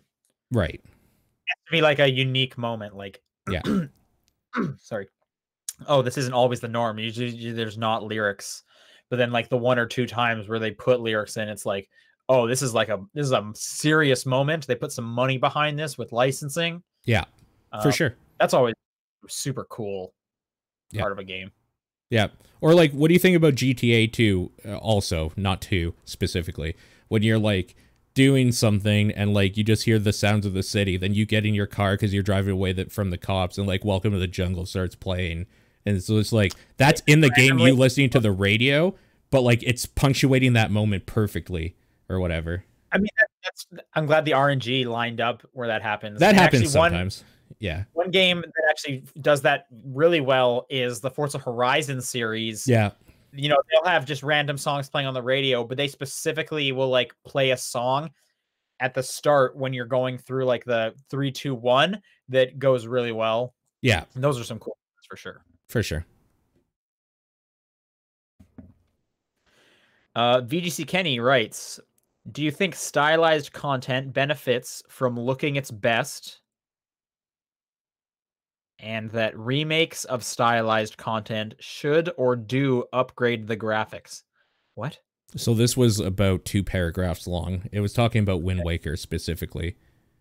And like how important is it that graphics like Wind Waker are upgraded in like Wind Waker HD, for example?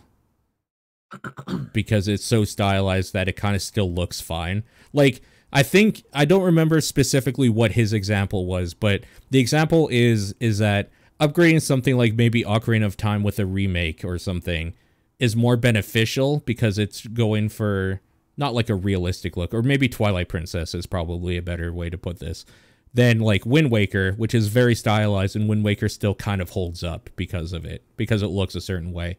I think now that I think about it, his example I think is Okami specifically. Is he asking like, should you also upgrade the stylized graphics or just leave them as is? Yeah. I mean, I would, yeah, why wouldn't you upgrade them if they can get like sharper? Like if you're gonna, make them high def or 4K, why would I not want that? Yeah, At some point, they're just gonna start looking blurry. You know what I mean? I'm gonna find the full thing here, and then we can read it out the way it should be. Because he does have an example that I think will probably illuminate exactly what he means here. So I'm going to explain the weirdest opinions my roommate has. He says better graphics are more helpful for realistic looking games than games with stylized content.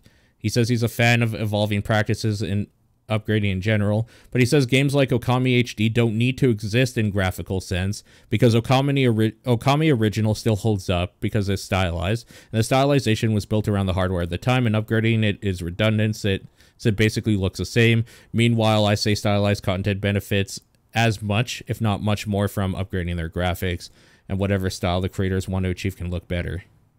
That's... Oh, okay. I kind of see the point. Yeah. I guess I would side with the roommate. It's probably more important if you're going for a realism look to upgrade those graphics. This is why like pixel art can still look good if you're going back to it. But I would also say that upgrading stylized stuff is also useful. Like I said, if you can give me like 4K, why would I not want that? I have a 4K TV. Rather than just like upscaling or something. Or just like not upgrading it. Like Borderlands stylized, but when I choose to put it on resolution mode instead of performance, it looks better. Yeah. Regardless of it being stylized or whatnot. But I do still think if you're going for realism, the more you can upgrade the graphics, much more important. Yep. More important it is, sure. Yep, for sure. Okay, he had a second question. Sometimes, and I've noticed it a decent amount this year, artists will release a single or multiple singles for an album that comes out the following year.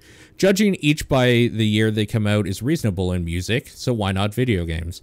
The idea is that the complete product, the album/game with all content, is judged as a product of the year they came out in, and the incomplete product, the singles or game without all the content, is judged as a product of the year came out in, which would be different. Is this a fair comparison?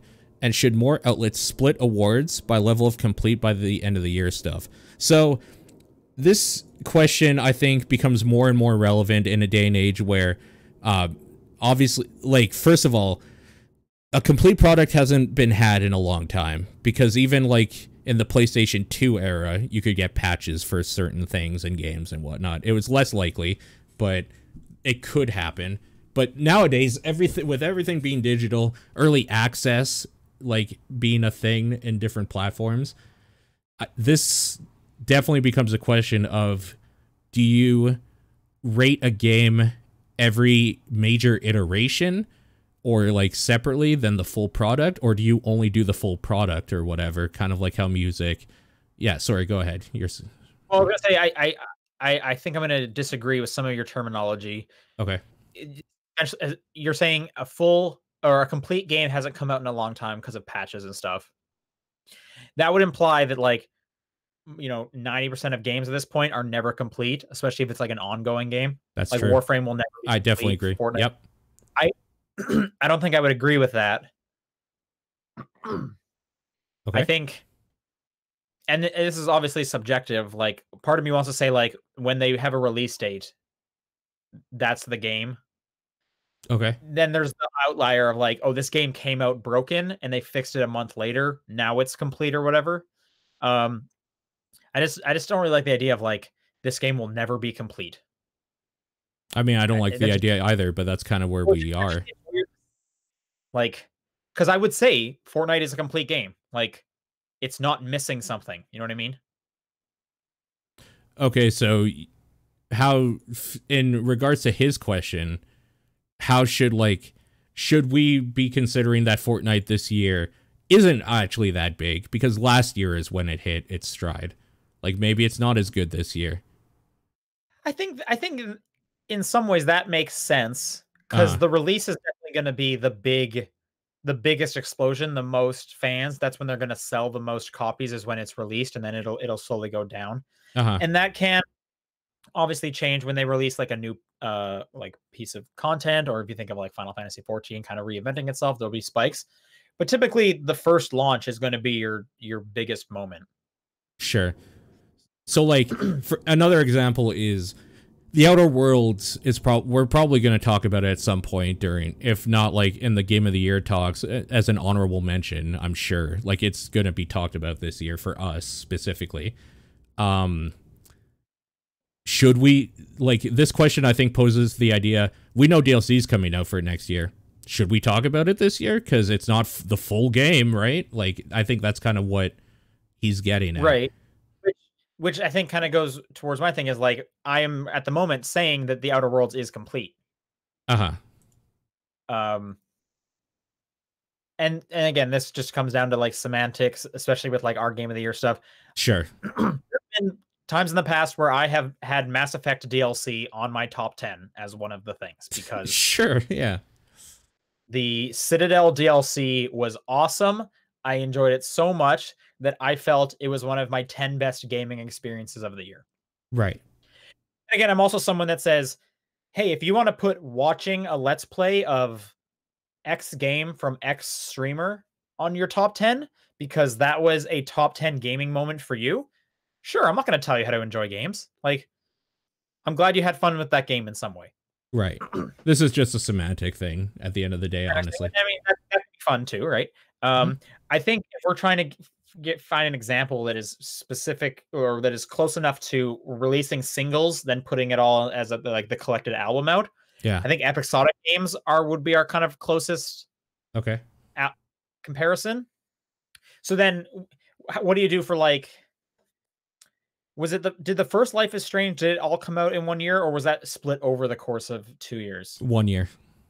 Was that 1 year? Okay. There was definitely one of the seasons was split, I believe.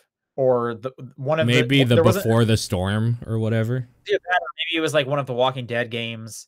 Okay. I remember some of them split over the year. I think it becomes more complicated to figure out that one. Yeah. I'm trying to think like how I would handle it. Let's say like 2 of the 5 episodes had come out, and December 31st is rolling around, which is around the time we do our lists. I would just have to ask, the next 3 episodes might suck, but if those first 2 episodes were meaningful enough to me, then I would put them on my list still. That's fine. And I guess if those next 3 episodes were meaningful, I might just do it again next year. This is going to be something that we're going to definitely have to take into consideration with this Final Fantasy VII remake, for example. Because I'm sure we're going to we're getting the first half next year or whatever. Who knows when we're going to see the other half of that thing, or other third, or whatever it's split into. Like, yeah. This is definitely going to be an ongoing thing more and more each year with games as they start getting weirder and longer and spread apart or whatever it is. This is why we have those, like, what was the best game of last year? That can kind of help cover those things if you don't personally feel like it is a 2019 release or whatever. Right. I think that's weird, because with the episodic one, like, I would not say it is complete until all 5 are out. Sure, I agree. But then you get into weird things about like the timing of when people do Game of the Year awards. And that stuff has always bugged me. Yeah. So like, I like how we do it. Let's say like 3 of the episodes come out, the year rolls over, and we get the last 2 in like January, February. Yeah. You're just gonna kind of forget about that kind of stuff. Yeah. Because it's so far away from when you do it. Yeah. I don't know. It's a weird semantic. Who knows? Yeah, for sure. Rasterman writes, hey, to avoid the best game of the decade question, let's mix it up a bit. What are, in your opinion, some of the worst games of the decade? So I want to just go on record and say this week I spent 7 hours on stream talking about the best games of the decade and have a list of 100 of them, the top 100 games of the decade. So if people want to listen to 7 hours of debating with myself and a few viewers every now and then on what games are worth considering and why, that's out there. Worst games. This is going to be way shorter. In recent memory, I want to say Fallout 76 killed my spirit for Fallout, and that's a feat. I was gonna say first game that came into mind was 99 Nights, but that game came out in 2006, so I can't say that. Okay, yeah. But that's not even like okay. To be fair, that's definitely not the worst game of the decade. But this is going to be more like what is our personal? We dislike these games quite a bit because there's no way we played the actual worst games of the decade because those cost 5 cents on Steam. Also, like the actual worst games of the decade probably were never released by the studio because they were so bad they couldn't put it out. Like it's one of those again a semantics of like yeah. So I think it's more of like what do you personally disliked quite a bit, and also it had to be that you played. Like why would I have played the worst game of the decade? Right. Yeah, for sure. Some games I really did not enjoy. I'm gonna say The Quiet Man is a specifically bad example of video gaming in the last decade for me. Sure. But there is an element to that one where it was so bad it's good. A little bit, right. But I think it wears itself out too, where it's just like, this is still too long. Like, if this was a 10-minute experience, then it's like, funny, but that thing keeps going. I don't know. I think it is I personally think it's a fine length for how bad it is. Because there's just so many weird ways that it continues being bad in like different ways as it goes. I think the real like worst games of the decade are going to be these like middle of the ground, completely uninteresting games. Yeah. Okay. Still, like we still mention it every couple of months because it sticks in our head as that weird bad thing. Yeah. And I feel like that makes it better than like the games we forgot. The games that are like, oh, this is a 4 out of 10 or whatever. You're right. I got some actually then, if that's what we're thinking of. Do you remember that Ride to Hell Retribution? Yeah, I never played that, but okay, sure that sucked. Okay. What about Aliens Colonial Marines? Okay. Was that in the last decade? That wasn't before that? Oh, yeah. No, that was this decade for sure. Looking at? Where did you find this list? Oh, I just looked up like list of negative received games, basically. Okay. I googled worst games of the decade, and I'm gonna go through some of these with you as well. The Culling 2, that was so bad. The company that put it out retracted it off Steam, refunded people, and gave an apology. Okay, I found an article on thegamer.com. Oh my god, thegamer.com. This article was written 20 days ago. Okay. These are apparently the worst video game every year of the decade, according to Metacritic. And there's 10 here. So I'll go through this list. Okay. From 10 to 1. Okay. 2010, Deca Sports Freedom. I don't know what that is. It was an Xbox 360 Connect game. Sure. Those are all the words that make me believe. Like esports. Great.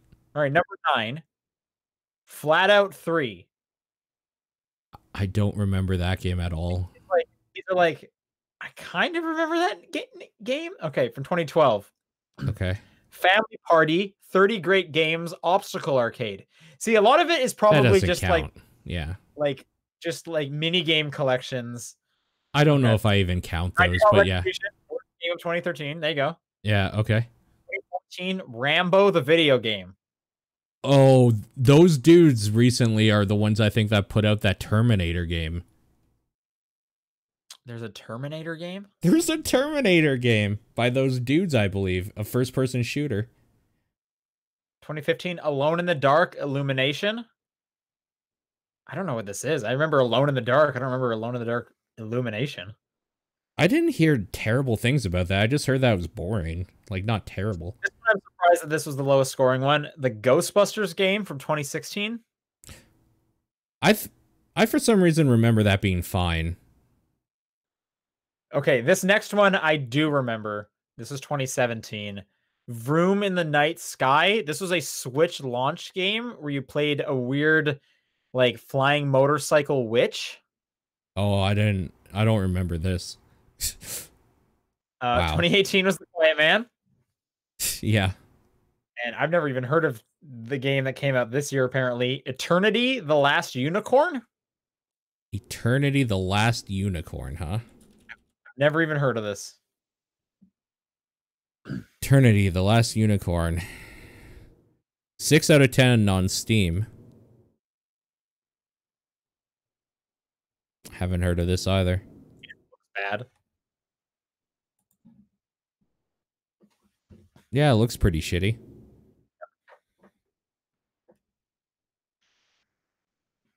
Anyway, there's a whole bunch of games that Metacritic thinks are bad, I guess. I guess the only thing to do now is at some point to stream 7 hours of me going over the 100 worst games of the last 10 years. There you go. It has to get done. Have fun. Yeah. Hebrew Lantern says, what are the best colored Joy-Cons? No mixing and matching. Only ones that are available retail plus Mario Red. And then I included the picture that he posted as well for us. So what's your number one if you have to pick a best? Purple and orange. Easy. Yep, that is number one. Yeah. I'm a big fan of the standard gray just because it's like it doesn't stand out. It's neutral. So. I'm not a huge fan of that one. If I had to pick a number two, I'm giving it to the double yellows. I think if I had to pick a two, I would go standard red and blue. Wow. Okay. Yeah, I hate the yellows. A lot of, like Firewatch promotional art when it came to the Switch, and I just always really loved those product shots. Okay. So that kind of gave it to me. The Mario All Reds are very nice. Actually, you know what? That would be my number two. I'm looking at a picture of it now. It's not included in the picture I posted in here.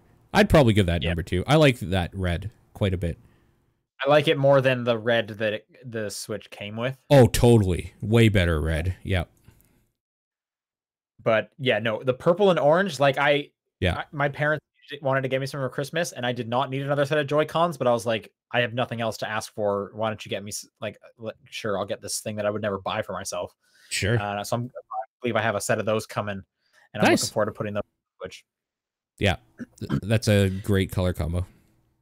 Junkie GS, thoughts on Kirby's Epic Yarn being an underrated masterpiece that wasn't fully appreciated due to its lack of difficulty, but should be appreciated due to its masterful handling of art style, atmosphere, originality, attention to detail, world building, and ability to be a pure, joyous experience without being corny.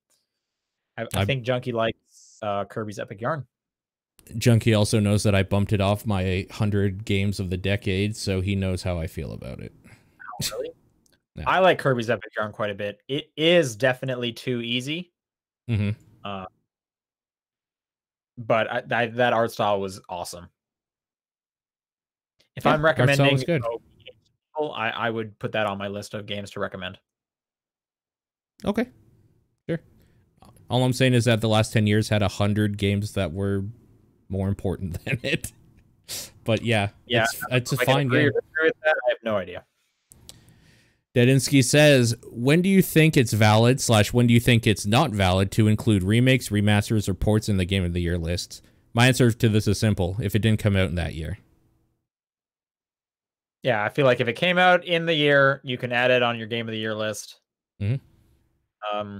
For example, they remastered or remade or whatever that Ghostbusters third-person shooter this year. You could include that as far as I'm concerned. Because if that was the one you played and your first time playing it, it came out this year as a product. I think if I was to exclude any of them, I guess ports, because if there's like nothing new about it, it's just the game again. I mean, the thing, though, would be, for example, next year, if you didn't have a Wii U, it's the first time you could ever play Tokyo Mirage Sessions. Right? So, like, and that's a port. that is a port. That's the saying. It's like, yeah. Because remasters and remakes, there's usually at least something kind of different. They've, like, made it look better. Remakes definitely count. Like that's Yeah, almost like a new game. They are putting tons of work into that. totally. Remasters is like made it like 4K now. We made it HD, less Yep. work. Port is just like now it's on this console. It's so if I was gonna say maybe don't include ports, I think again you can if it came out in the year, I feel like you can put it on there. Yep. I feel like the spirit of the list does make it kind of weird if you're putting games that had like their initial release not in this year. Uh-huh.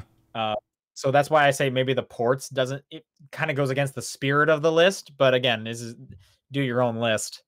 We definitely can agree that remakes deserve a spot on there. It's a new product. Like, yeah, like yeah. for sure, remakes, and like I said, remasters. They put a bit of work in there. Remasters are similar to ports. I feel like a remaster is basically a port, but the original game was a different generation. Uh-huh. So like, Yeah. of course, they're gonna make it better. Mm-hmm. Maybe Like for fix some example, little bugs or something. like the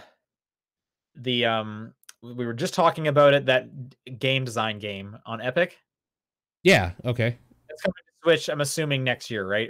Yeah, March, isn't it? I think so, yeah. Yeah, that's going to be a straight port. It's not going to be any different than the Epic version that's out now. Yeah. So it's like, I mean, you could definitely put it on your list next year, but it just kind of seems kind of against the spirit. Yeah. Because it's So like not different in any way. here's another thing. Ashen came out last year. Unless you Right. unless you have anything other than Xbox or Epic for whatever reason, like you really wanted to wait for Steam, then it came out like 2 weeks ago. So that's technically it gets weird when you get into that territory too. Timed exclusives. Yep. So yeah. You also think of like Hades. That game came out last year. It just recently came to Steam this year. They're both early access versions of the game. So they're technically not out. Yeah. Out? Like what? Where? Like where does that game? So I don't even know, man. Yep.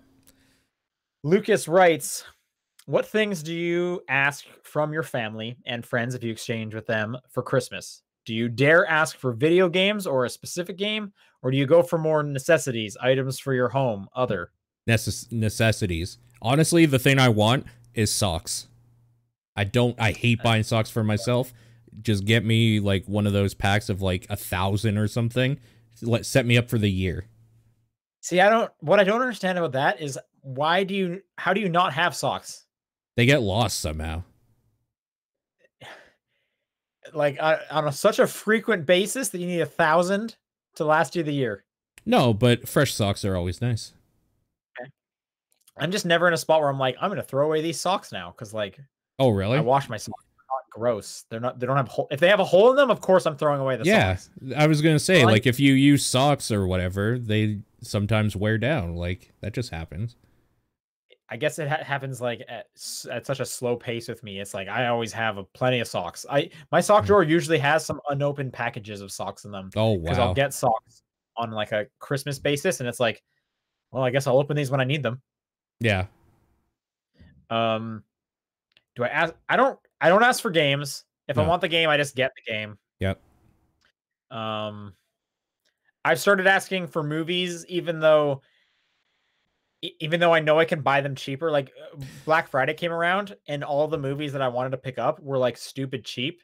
Yeah. I'm like, well, I already sent that list to my parents and I bet they paid like at least twice for it because they did not have the Black Friday deals. Yeah. So I always just feel bad. I'm like, what is even the point of giving you this list? Yeah. But then it gets hard because like opening stuff up at Christmas is fun. So they need to get me something to like wrap up. You know what I mean? Uh-huh. So my family and I haven't done gifts in years, actually, with each other. Oh, okay. Yeah. So it's been fine. Because mine love doing gifts. Oh, really? Yeah. They are like, we're gonna like, even if I don't ask for stuff, I'm getting a bunch of gifts. Both and like my parents love doing gifts. Mm-hmm. They've always been like that. I know when I have a kid, it's going to be like all those years where we've just had like a nice meal and like get together or whatever are going to just be like, oh, we're spending like $1,000 on your kid for gifts. Yeah, sure. This year I kind of went with like, I didn't really need anything, but it's like, I don't know, why don't you get me? And like I mentioned before, the Joy-Cons. Yeah. I don't need new Joy-Cons. I Right. never would have spent $70 on Joy-Cons. Those things are stupid expensive, but it's like, Right. I guess now's the time. Like, I'll just ask for them, like, because I'm not gonna Yeah. buy it myself. So I also asked for a new Xbox controller. That one I needed a little bit more because I'm getting some drift on the left stick. But like, Oh, it yeah. definitely could have lasted me less than a year Sure. before I get my Xbox One, or I could have just used my backup one. Yeah. But it's like I've always had my eye on that Fortnite purple one, not because it's Fortnite, but because it's purple. So like, I asked for that. Why not? Um, Yeah. I don't know. My parents. Everyone says I'm so hard to get gifts for, and I don't understand that because I have so many hobbies. It's like I like games, I like board games. Just like pick something out, man. It's because I think they don't share those same hobbies as deeply. So they're Yes. not sure, like, it's like, well, I know he liked this. What the fuck does that mean to me? Like, what does that mean? What do they need? Or whatever. Yeah. Yeah. And it's hard because I'll ask for like, oh, well, like, oh, maybe I can get you something new clothes. And I'm like, see, you're gonna get me something that doesn't fit. Uh-huh. And then that's just gonna be a bummer for like everyone when I put it on and it doesn't fit right. Because it's like the last thing I need is a shirt that doesn't fit right that I'm never gonna wear. Yeah. Every now and then I get like a stupid like little gift or something, and I usually really like those. Like, I did get a kid gift a few years ago as like a joke, but like, it's, I don't know if you can see it or not. No, it's somewhere back there. It's like that Darth Vader actually right there that I put a Ninja Turtles helmet on. Oh, okay. I can see the Shredder helmet. Yeah, the Shredder helmet, yeah. So like, that was a neat gift, and that's something you would get like an 8-year-old, but like, I What is like your that. what's your like go-to? Like if you're going to like kind of a general, like if you're going to like a white elephant, what do, what Yeah. do you what do you get? What do you bring? So it depends. First of all, it depends what the cutoff is. Generally I'll go to like a dollar store, but not like an actual dollar store, one of those ones where you can buy stuff up to $10 or whatever. And I'll usually just find like a rubber chicken or just something stupid, right? That Okay. you can have fun with for a little bit and then throw out and nobody cares. My team did a white elephant last week. Okay. I brought a heating pad, Oh, okay. which seems boring, but No. like we all play Quidditch, obviously, so we're Uh-huh. constantly injured. Yeah. And holy smokes, putting a heating pad like on your neck after a game. Oh yeah. Oh man, that is nice. I Yeah. got one for myself a couple years ago, and now it's like my go-to every one is like these things are super nice. Yeah. I mean, like, if you strain any muscle, a heating pad's Exactly. good. Like if I have like a sore quad or whatever, put a Mhm. heating pad on it, plug it in. Ooh, that is nice. It's like a hot water bottle for your stomach, but you don't have to do the water part. Or those like magic sandbags or whatever you can put in the microwave or Yeah, exactly. It's yeah. like one of those, but you plug it in instead and set the heat. Yeah. No, that's That's a my good go-to. one actually. I think next time I do something like that, I'm gonna get like top down perspective merchandise or something. Please like and subscribe. Yeah. Please like and subscribe. Hey, where are you going? All right, final question comes from Luna, and specifically it's for you. Sean, have you heard of the Life is Strange comic? And if so, do you have any intention of reading it? It follows Max and Chloe's exploits after the Bay ending. I have heard of the comic. I didn't have any plans to read it. I did not know it followed. It was after. I assumed it just kind of retold the story with maybe Sure. some like additional side content. Yeah. I'm assuming Bay ending being like the one where you save Chloe. Yeah. Yeah, they spelt it Uh, BAE. yeah. Which is weird because I always felt that the other ending was like the canonical one because it's like a much longer and more detailed ending. I mean, that's the ending I chose, so I agree myself. But the Bay one or not the Bay one? Okay, now I'm confused. Where you save the city. I chose that. Right, which is the one I chose. And I feel like that's I always felt that that one was more canonical because that Yeah. ending is much longer And that than whole game is literally about like not cheating fate, which made no right. sense to I'm me not, that you could. Yeah. So so to me it made I don't know. sense, but yeah. Hearing that it follows one of the endings, I'd be Weird. curious. I'd be curious to like look into it and kind of skim it to see if it's interesting. So that's good to know. But no, I had no intention up to this point. Yeah. I'll tell you, Life is Strange 2 has 7 endings. I watched them all Oh, today. oh They're man. significantly different, and some of them are like heartbreaking. Great. I'm pretty happy with the one I got. But I'm watching some of the other ones. I was like, oh, I did not even realize like they change pretty dramatically. It's very cool. So Huh. if you're going through Life is Strange and you finish the whole thing, then I highly recommend checking it out. The official Life is Strange channel put out all the endings, so they're nicely put together and whatnot. Cool. Interesting. That's going to do it for this week's show. If you want to send in questions for next week, excuse me, it is topdownperspective@gmail.com, at TDP Podcast on Twitter, the Discord channel, or John's P.O. Box. What is your game of the week? We'll say King Knight DLC for Shovel Knight. I'm going to give it to A Short Hike. Nice. Bit of housekeeping. Is the poll supposed to go up tomorrow? Yes. Yes. All right. So I got to reach out to you guys real quick about that. Look for the poll to vote for what January's game is. If you are a $10 backer, submit a game before tomorrow so we can include it in the poll. If you have yet to fill out our Game of the Year community survey, definitely go look that up. You can find a link for it on the internet. And we'll read those at the end of the month when we're going through our Game of the Year episode, and that's always a lot of fun. In addition, speaking of a lot of fun, is we are going to be having a sticker giveaway. I ordered a whole bunch of these cool top-down perspective logo stickers. They fit really good on a water bottle. They're good quality and stuff. I can attest to that. There's a whole post on our Patreon about how you can get in on it. I'll be mailing them out sometime in February.